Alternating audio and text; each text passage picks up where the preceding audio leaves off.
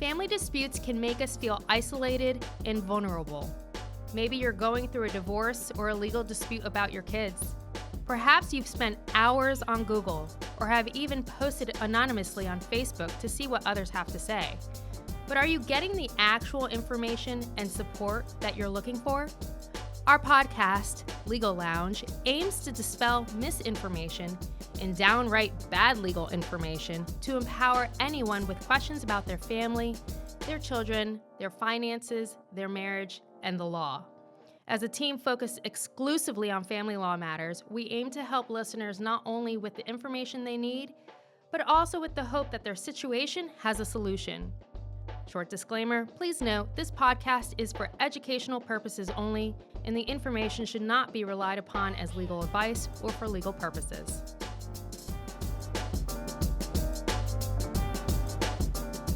Welcome back to the Legal Lounge. Today's episode is a rather unique episode because I have a friend of mine who's actually a therapist, not a lawyer. Veronica, tell us a little bit more about yourself. So I am a bilingual therapist and I work with families and moms, particularly, that have been through some type of childhood sexual abuse. A lot of the times it's complex abuse because it's not just one incident that they've been through, but they come in mostly for traumatic symptoms such as anxiety, or they've been through an abusive relationship. And so we work on that with EMDR. Okay. And let me back up real quick. Bilingual with Spanish? Yes, English and Spanish. Perfecto. Yeah, so I am able to use both my languages. And of course, my culture, my background, my family's from Ecuador. And so I grew up speaking both English and Spanish and going and traveling to Ecuador. So I am familiar with the whole journey of having parents that are from South America. And I'm sure from a cultural standpoint, that allows you to relate to a lot more clients and a lot more people who need help. Yeah, a lot of people are looking for that bicultural piece, the sensitivity to understanding not just my own experience, but what somebody else might go through. And just in particularly like what it means right now in the climate that we're going through. Switching slightly to EMDR, Mhm. what does that stand for? What is it? Mhm. Especially for the listener who's never even gone to therapy. Yeah, sure. So it's eye movement reprocessing therapy. And it basically helps the person use somatic based therapy to reprocess traumatic memories. Typically, when people talk about traumatic memories, it's a linear process, but with the eye movement, moving it either by watching either on the computer or on a laser or tapping, it could be auditory. They focus on this external stimuli, and we talk about the target memory that they want to reprocess. So it's a neurological process. Mhm. And it's interesting you bring that specifically up because I think a lot of individuals have the belief that trauma is just a memory when it's a lot more than that. It's actually our bodies neurologically are changed when we go through trauma. Yes, I'm so glad you brought that up because trauma is stored in the body. And oftentimes we are very resilient humans and we move through things very quickly. And oftentimes the memories get backed up, much like a traffic jam. And memories can be very distressing and can get triggered by either a person, a smell, anything essentially. And it brings back the memory, the target memory that was so distressing. And if you don't work through, I guess, that target trauma, it will continue to come back until you actually work through it. Yes, trauma is very patient. It will wait for you to really look at it. And it oftentimes manifests in chronic illnesses and oftentimes just a lot of anxiety and depression. And so a lot of people come in, I'm really anxious. I don't know, I have this memory. And then there are a network, if you will, of memories that link together when we start working with EMDR. So I'm sure you've heard the horrible joke of every therapist will go all the way back to your childhood to bring up something bad. Can you speak on that a Yeah. little bit more? So we allow clients to use whatever memory they choose to work on. So if, for example, someone comes in and they want to work on the fact that they are scared to go outside because they're not afraid, they go outside, but they were in an abusive relationship and they're scared, and particularly of men. Mm, And so they might see some, like, I don't know, FedEx truck with a man in it, and they're scared and they're not sure why, but they're just fearful. And so we work on that. mhm, We work on the target memory, and we work on what's the negative thought process, and we replace it with a positive cognition. And then we slowly help reprocess that memory so it's not as charged. It doesn't mm, go away, but it's mm, not so distressing. mhm. Yeah, and it's interesting. So it could be that you have a fear today that does have some roots to childhood, but that doesn't Mhm. necessarily mean you're going all the way back to It childhood. doesn't necessarily mean that. However, it does get connected Mm, because the network of memories are so connected to our bodies and our feelings. And like you were saying, it's all very connected in a way so that when you start to remember this memory, this target, I'm afraid of going outside, it starts to connect to your oldest memory as a mm, child of starting that fear. Where does that fear come from? And so it often does start to get involved with adolescence, and then it will continue. mhm. And do you feel like the further back in time, the harder it is sometimes to identify it? It's a process. And so I Mm, allow clients to really go at their own pace sure. and allow them the freedom to say, this is too much. And we have a signal. If it's too much, we stop.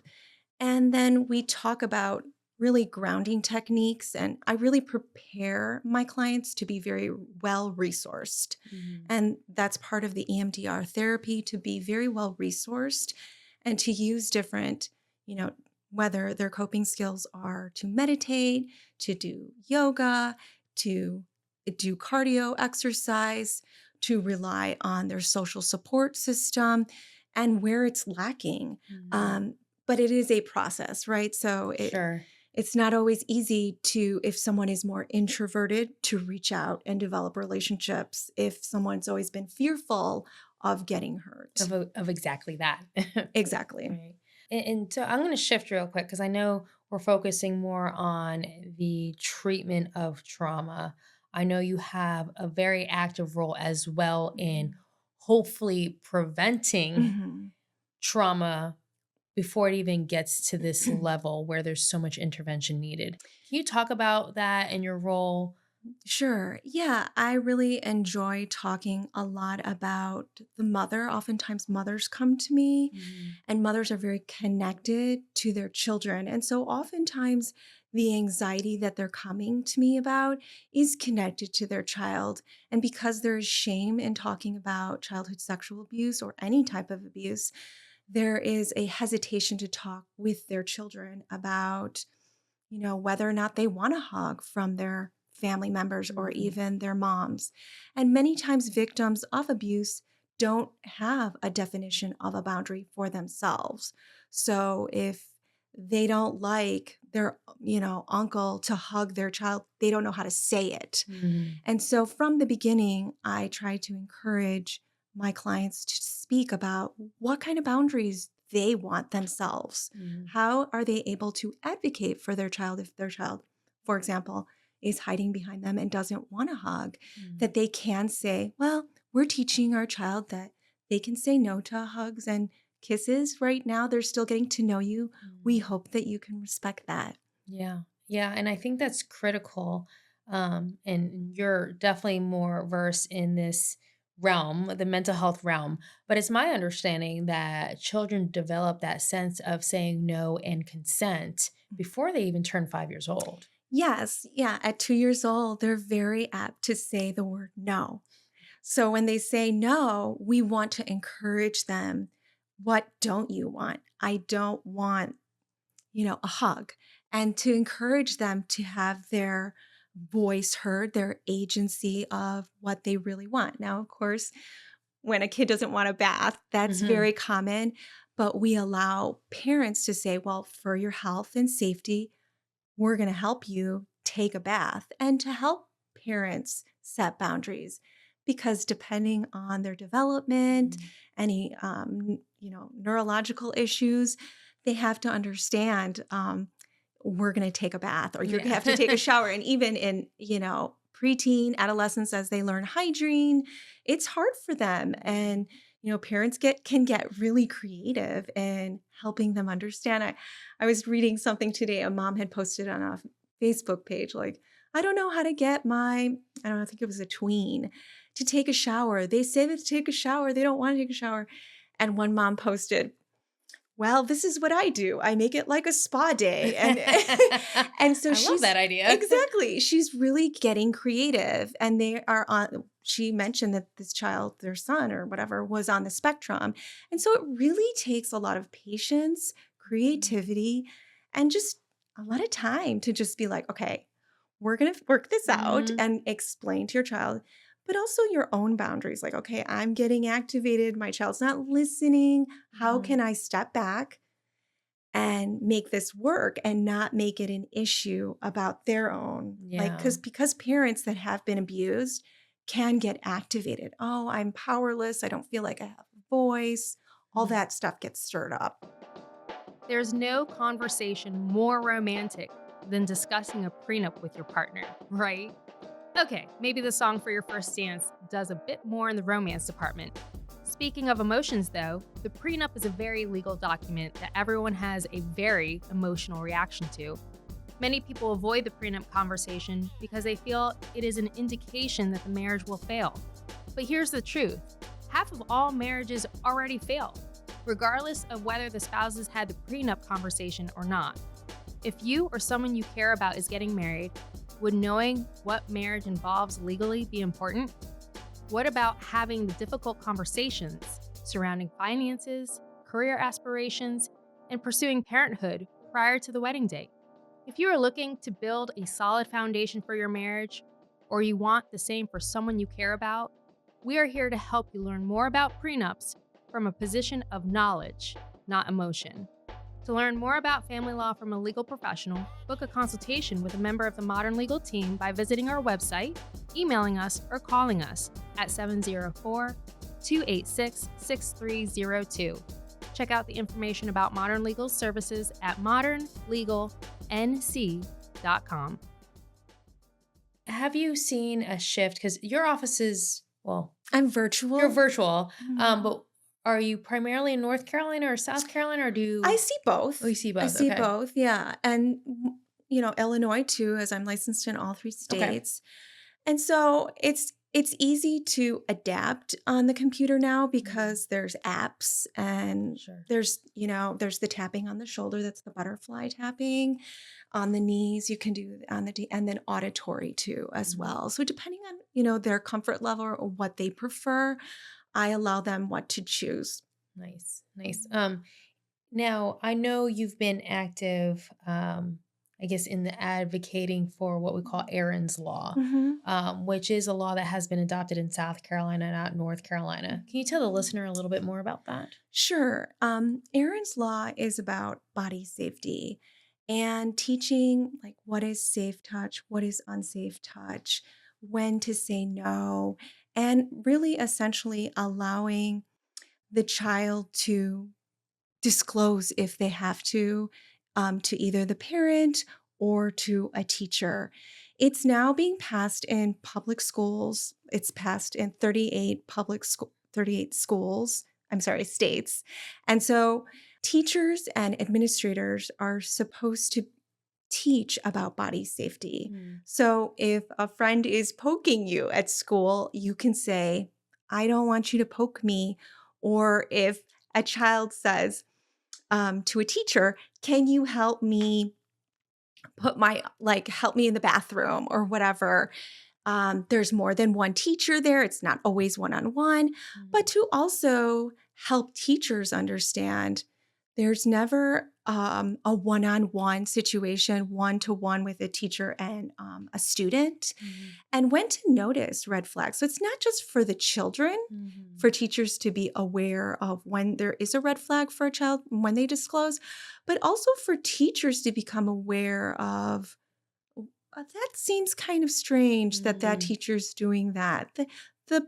boundaries are kind of blurry there because we can't be naive to the fact that background checks are good, references are important, but perpetrators are master manipulators. And when Mhm. communities and schools are not talking about boundaries, body safety, and consent, that's when perpetrators come in and they know how to manipulate the situation because they know people are embarrassed to talk about it or they haven't thought about what is a red flag and how to spot it. Sure, and that's huge because I mean, hell, I am a family law attorney. I've been practicing for quite a while now, Mhm. and I've helped a number of victims and survivors, both child and adult, come through on the other side. But there's always the story of, well, years ago this happened and no one was willing to help or no one realized I needed help. Mhm. And their call for help may have been not a verbal call at all. Maybe it was them in a classroom just getting quiet and becoming isolated. Or Yes. maybe it was a call for help, but it was oh, he yells at me a lot. Mhm. Not actually discussing, no, there was mental and emotional abuse and Mhm. manipulation and maybe even Mhm. physical abuse, right? Mhm. And to an extent, marriage is not easy. Mhm. Going to school is not easy, right? So there are always going to be this parts where, okay, yeah, you might get yelled at. Okay. Yeah. Sometimes we don't mean to do it, but we Right. yell. And that's not necessarily unhealthy. Mhm. But when does it cross that boundary into where, wait a second, this is something serious? This is something that, someone's intuition or their gut is feeling Mhm. off. And then once you have that gut feeling that something's off, what do I do with that? And Mhm. to your point, having that information and education in the hands of our teachers and school administrators, I mean, then that's a ripple effect because then children will have a safer emotional environment by which to not only increase their emotional intelligence as they grow up, Mhm. but also to get information conveyed when at the end of the day, the child may be the only one that knows something wrong or something that doesn't feel good is Mhm. happening. Right. And sometimes the symptoms of a child that has been victimized is not so clear. Mhm. For example, a child that's very aggressive may not be, oh, is that child being abused? Are they so aggressive? There must be something else going on, Mm. um, or no symptoms at all.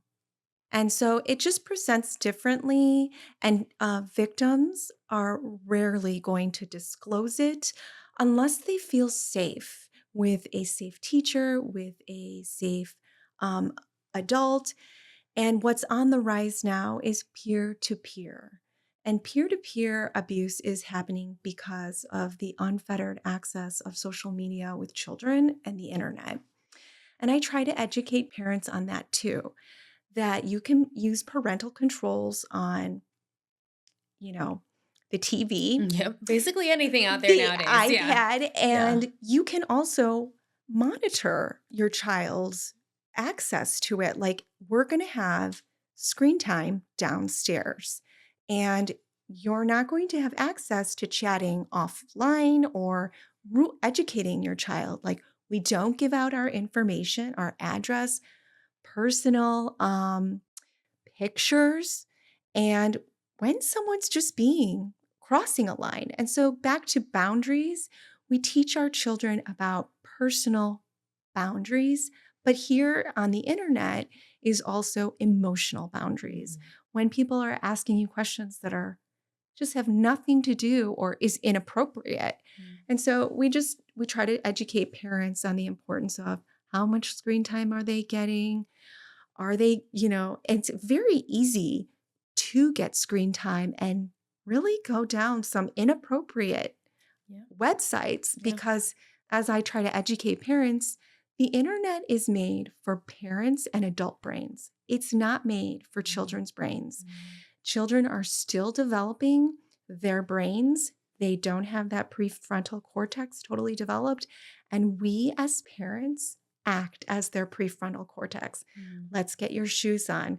It's time to take a shower. No, you can't have more TV. Like, this is the end. And they may not want it, but we are the safety and the guardrails for them as they develop and make sure they understand that this is how we operate in this home. And if something strange happens, or even just developmentally, like identifying friends that you like or you don't like, someone touching your hair at school, like you don't like that, or they're just being really obnoxious, it's okay to say, I don't like that. Yeah. Please stop. Yeah. And for the teachers and other adults to be aware of and listen for that, because then they know how to respond. Yes, I think that we live in a culture that's very ashamed to talk about these things, that it's just uncomfortable. And it makes a lot of sense. I mean, if you were a victim, you were silenced by your perpetrator. Silence is the perpetrator's currency, not what's healthy and what's appropriate. And so victims think, oh no, it's my fault. I shouldn't talk about it. This is so embarrassing. There's so much shame and embarrassment. But in reality, Aaron's Law is about, talking about the fact that children have a right to say no. Children have a right to tell someone if something is happening. And the adults in the room have something important to do, identify and do something about it. Yeah. I admire you so much for all that. I mean, you're taking your role as a therapist and really becoming a community activist in a way for victims of violence as well as children. And it's always interesting because I have seen many a times where my clients included, people ask, well, how does this happen? Why does it happen? And we are a society of being reactionary versus preventative. I mean, we see it across all realms, including healthcare, judicial system, list goes on. Right. But if we can be more preventative, that will have ripple effects and we'll have a safer emotional environment community-wide so that people are talking about these things. I really liked how you said, though, that silence is the language of the abuser. That resonates with me so much because it's so true. The more we don't talk about it, the more abuse is going to happen. Yeah, and that 90% of victims disclose that their perpetrator is a known family member or friend.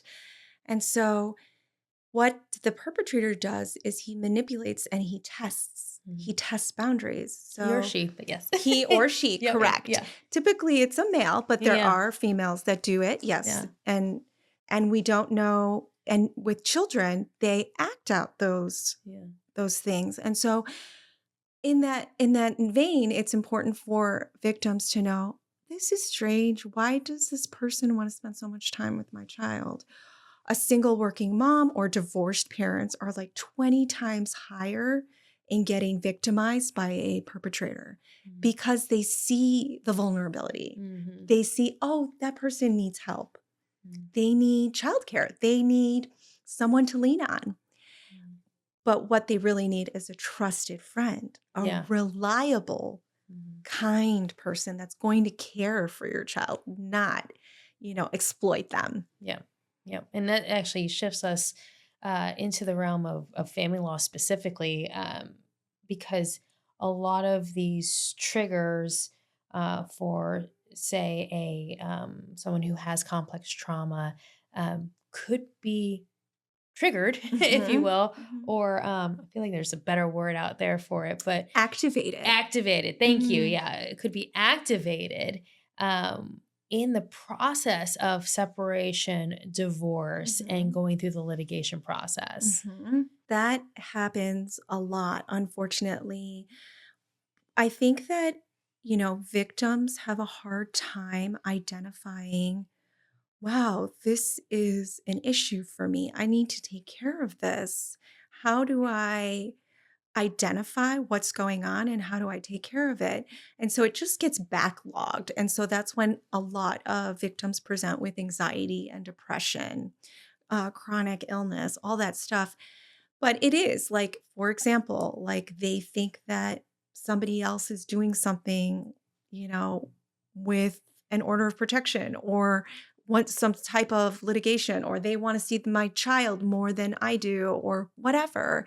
When in reality, if you're getting divorced, I imagine even the perpetrator has a right to see their child. And that gets played out as well. You know, I'm sure you know already how, you know, I want this or I want that. And silence, all that, the like silent games and communication issues and speaking to your child, you know, and saying, okay, your dad wants to see you this time, or just dealing with a no-show. You know, how do you explain that to your child without saying something negatively Yeah. about that child's father? Because whether we like it or not, that's going to be the child's dad for the rest of that Yeah. child's life. And I've heard before, and I personally couldn't agree more based on what I've experienced and seen in my cases, is that a child is born of two parents. Mhm. They just are. And so when one parent is saying negative things about the other parent, in a way, you're saying to that child that a part of them is wrong. Right, That's right. not okay. That's not okay. And that's a boundary. Yeah. And so people are not aware of that emotional, I would call that an emotional boundary, that if you're going to say something negative, it's going to impact that child. And so parents are like, oh, I need to watch what I say in front of my child. Many times parents are not brought up with those boundaries. And so how could they possibly know, oh, I can't say this subject matter. I can say it to my friends. I can say Exactly. it to my sister, Yep. but I can't, this is not appropriate for child to hear, especially the child whose father I'm talking about. Especially, as you stated earlier, because this child doesn't have a prefrontal cortex yet. And cannot understand those abstract thoughts. And you know, it's just part of them as well. Like you said, it's like the child will start to take on, am I bad? Am I this person? What did I do? Because they don't understand that these two people are fighting. Yeah. They just get distressed. And they also don't understand the depth of a marital relationship, if the parents were married at some point, or even just a romantic relationship. I mean, a lot of kids, and I say kids inclusive of kids in middle school and high school, I mean, they want to talk about their next sports game. They want to talk about their prom dress. Yeah. They literally have no idea or concept of what it means to commit one's life to being with another person the rest of their life, right? Right. They just want to be a kid. Yeah.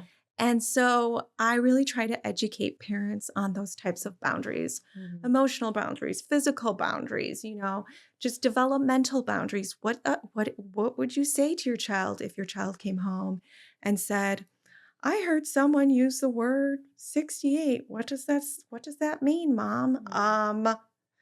And so how to manage those questions, because they're not easy, but children don't want to know all the details. You can just say it very simply and then they're like, okay, thanks, bye. Yeah. You know, like they just Yeah. want to know the basics because they're curious. Yeah. But they're not going to go beyond what's developmentally appropriate. So a lot of parents are like, I don't know what to say. What do I say? This is so uncomfortable.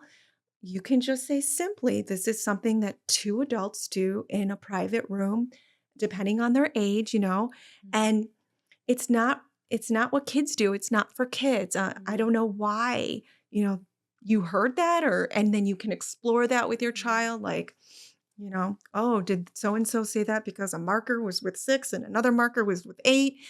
And then you begin to understand, oh, what's going on with that child? Like, Yeah. what are they hearing at Yeah. home? Yeah. And then if your child says, well, Mom, so-and-so talked about, you know, having, you know, internet chats with 18-year-olds and she's pretending to be 7 or 18 too. And it's like, that person's obviously not getting supervision. And at the same time, you can say, well, it sounds like so-and-so needs more attention Yeah. without putting down those parents. Yeah. Like, Yeah. And then privately doing the adult thing, saying, hey, other parents, Yes. maybe you want to know that this is happening. Right. And being a responsible community right. for our kids' sake. Yes. Yeah. I think that's really important. And the delicate nature of that is really sophisticated. And so I try to like walk the parent through those conversations because there can be other scenarios where, children are like, I don't like this. She's doing this. And you have to walk your kid through, okay, have you tried this? Have you tried this? Depending on their age, or kids just come home and they just say things like, just inappropriate things. But you try to say, well, in this house, we talk about people that are different than us in this way, in a more positive way. Yeah. I mean, that's huge because I believe that children first experience the concept of relationships when it's between the parents.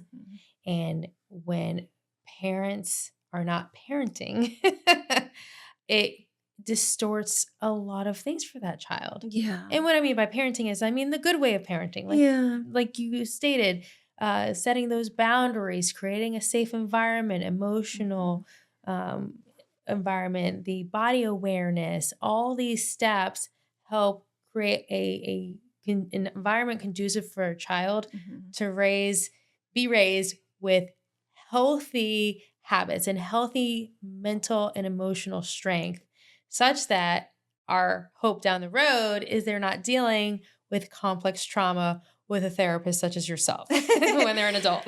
Right. And I'm so glad you talked about like body awareness, because I think that children have no boundaries, right?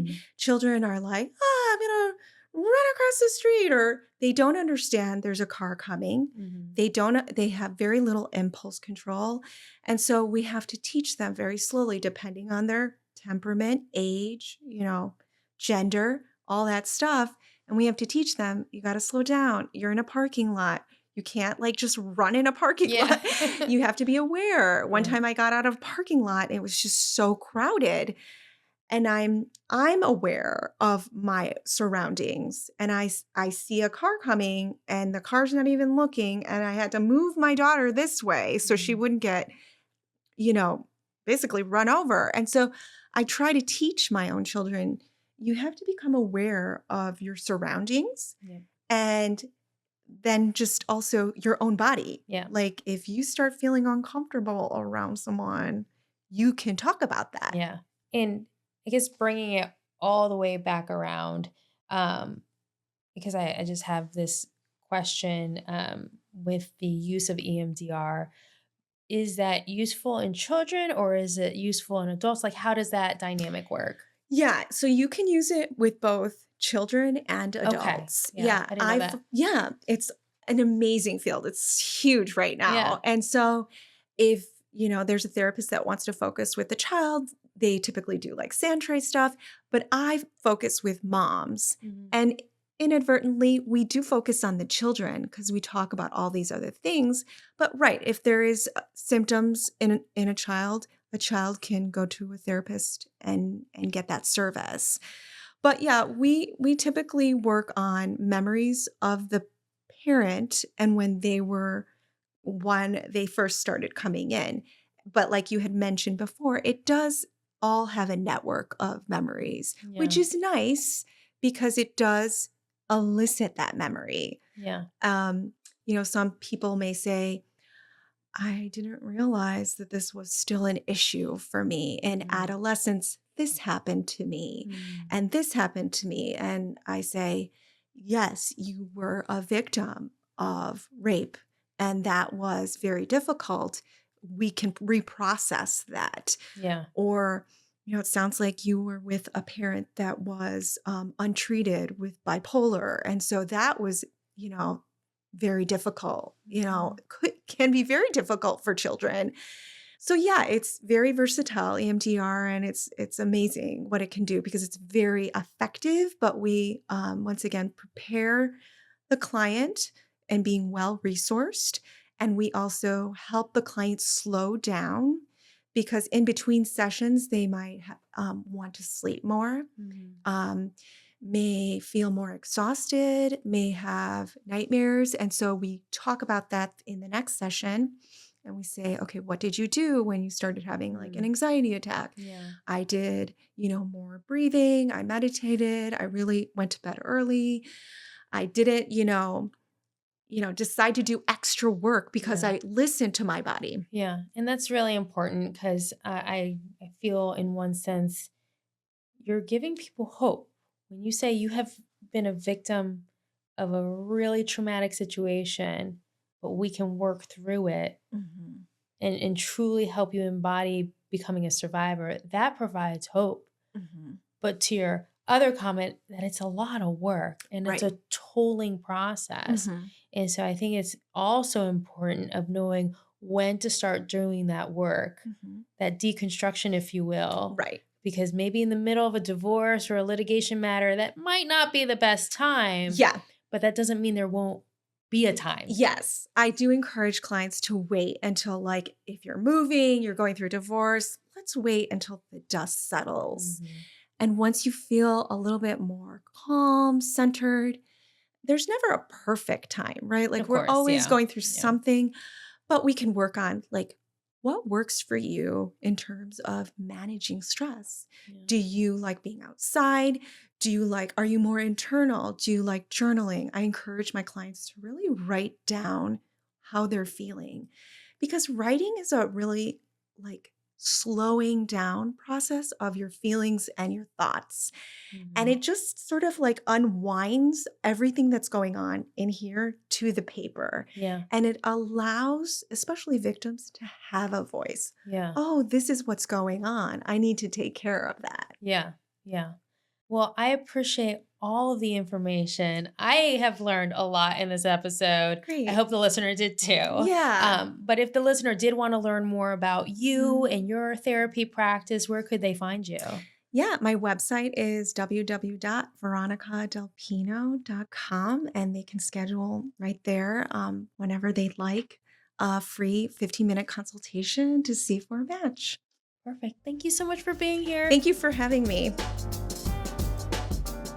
Thank you for taking the time to listen to our discussion. To learn more about me and the Modern Legal team, go to our website, modernlegalnc.com, or check out the links in our show notes to follow us on Instagram, Facebook, LinkedIn, and YouTube. You can also call us at 704-286-6302. If you have been intrigued by the conversation and would like us to continue our discussions, please subscribe to the podcast and leave us a review. See you next time.